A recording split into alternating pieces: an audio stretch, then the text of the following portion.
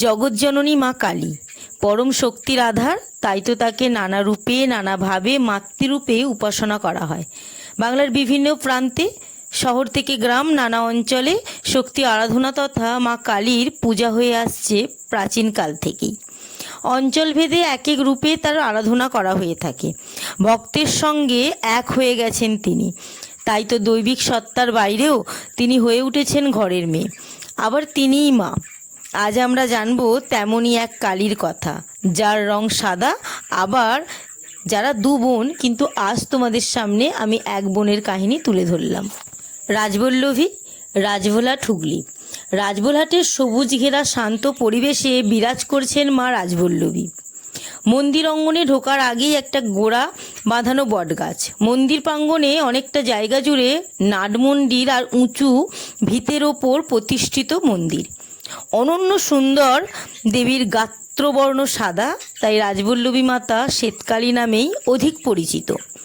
দেবীর মাথায় কারুমণ্ডিত মুকুট, দেবী ত্রিনয়না, হাত দুটি, ডান হাতে ছুরি, সামনের দিকে প্রসারিত, বাম হাতে রুধির অর্থাৎ রক্তের পাত্র, মৃদু হাসি ও প্রসন্নতায় ভরা মুখমণ্ডল, ডাগর ডাগর দু চোখ, পদপ্রান্তে শায়িত কালভৈরবের বুকে দেবীর ডান পা, আর দেবীর বাঁ পা স্পর্শ করে আছে সুদর্শন বিরূপাক্ষের মাথা। দেবীর কণ্ঠ নরমুণ্ডমালা এবং কোমরে মনুষ্য হস্তের কোমরবন্ধনী আছে, তবে তা দৃশ্যমান নয়, কারণ দেবী 14 হাত শাড়ি পরিহিতা। 1992 সালে দিল্লি অধিকার করেন পাঠান সুলতান মোহাম্মদ ঘুরি। ঠিক সেই সময় ভুরসুট পরগনার রাজা ছিলেন শনি ভাঙ্গর। তার মৃত্যুর পর রাজা হলেন চতুরানন।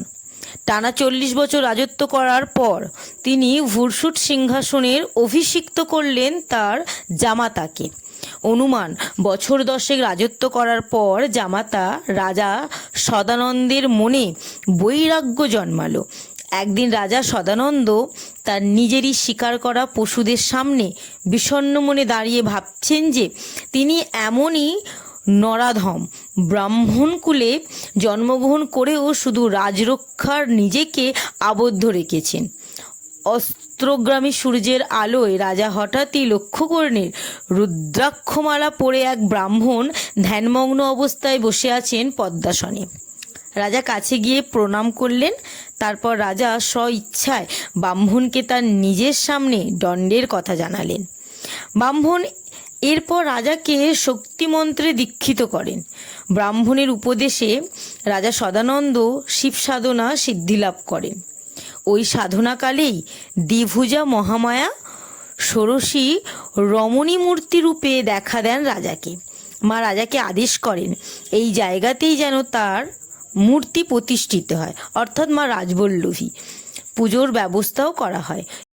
এরপর সাধক রাজা সদানন্দ বরাভয়, দায়িনী, মুন্ডমালিনী, শ্বেতকালিকা দেবী রাজবল্লভী মায়ের প্রতিষ্ঠা করেন রোন নদী এবং দামোদর নদের মাঝামাঝি ভূখণ্ডে। জন্ম হলো এক নতুন গ্রামের, নাম হলো রাজভোলহাট। চতুরাননের 40 বছর আর সদানন্দের 10, এই মোট 50 বছর ধরলে আনুমানিক 1242 সালে রাজবল্লভী মায়ের প্রতিষ্ঠার বছর ধরা যেতে পারে। এখন থেকে কম বেশি 770 বছর আগে শ্বেতকালী মা রাজবল্লভীর প্রথম মন্দির বা বিগ্রহ প্রতিষ্ঠাকাল। পূর্বে নাম ছিল রাজপুর। রাজা সদানন্দ রায় দেবী প্রতিষ্ঠার পর নামকরণ করেন রাজবল্লভীহাট। দেবীর নামানুসারে হলো গ্রামের নাম। কালক্রমে সে নাম রূপান্তরিত হয়ে দাঁড়ালো রাজবল্লভহাট। এখন পরিচিত হয়েছে রাজভোলহাট। এটি দামোদর নদের পূর্ব তীরে। প্রতি 12 থেকে 14 বছর অন্তর মায়ের নতুন মূর্তি তৈরি হয় গঙ্গা জল আর গঙ্গা মাটি দিয়ে। দেবী মূর্তিকে বৈশাখ মাসে শুভ অক্ষয় তৃতীয়ার দিন প্রতিষ্ঠা করা হয়, যে কারণে অক্ষয় তৃতীয়ার দিন ভোরবেলা মায়ের বিশেষ পুজো অনুষ্ঠিত হয়।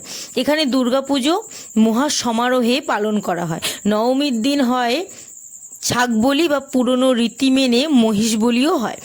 ওই দিন মায়ের অন্নভোগ হয় না, মাকে ওই দিন ছাতু ভোগ নিবেদন করা হয়। এছাড়া চৈত্র সংক্রান্তির দিনও অন্নভোগের পরিবর্তে মাকে নিবেদন করা হয় চিড়ে ভোগ। বছরে এই 2 দিন ছাড়া সারা বছর মাকে অন্নভোগ নিবেদন করা হয়। সেই প্রসাদ ভক্তরাও পেয়ে থাকেন। তার জন্য সকাল 10:30টার মধ্যে 30 টাকার বিনিময়ে কুপন সংগ্রহ করতে হয়। তবে এখানে অনধিক 700 জনের বসে প্রসাদ গ্রহণের ব্যবস্থা আছে। বর্তমান দেব মন্দিরের গর্ভগৃহের একটি খপ্পর আছে। ছাগ এবং মেষবলির পর খণ্ডিত দেহ ফেলা হয় ওই খপ্পরে। কথিত আছে ওই খপ্পর নির্মিত স্থানটিতে রাজা সদানন্দ রায়ের পঞ্চমুণ্ডির আসন ছিল। রাজা মন্দির নির্মাণের সঙ্গে নাট মন্দির, নহবতখানা, শিব মন্দির ও প্রতিদিন ভোগের জন্য নির্মাণ করলেন রন্ধনশালা। কালের নিয়মে সদানন্দের নির্মিত কোনো কিছুই একসময় আর রইল না। পরবর্তীকালে এগুলো সব নতুন করে নির্মাণ এবং সংস্কারের কাজ সম্পন্ন করেছেন বিভিন্ন ভক্ত ও স্থানীয় সম্পন্ন গ্রামবাসীরা। তবে যাত্রীদের স্নানের জন্য রাজা খনন করানো বড় পুকুরটি আজও আছে মন্দিরের সামনে।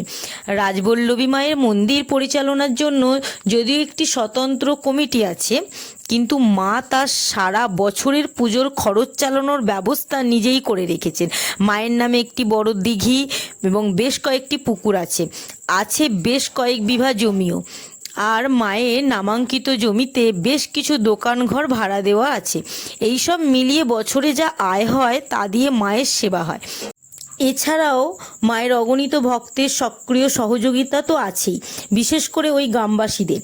কারণ এখানে একটি প্রচলিত রীতি আছে যে যার বাড়িতে বা যার জমিতে প্রথম যে ফলটা হয় তা রাজবল্লভী মাকেই উৎসর্গ করা হয়।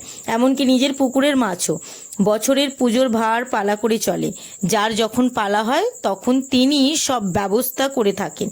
প্রতি শনি, রবিবার এবং ছুটির দিনগুলিতে প্রচুর জনসমাগম হয়।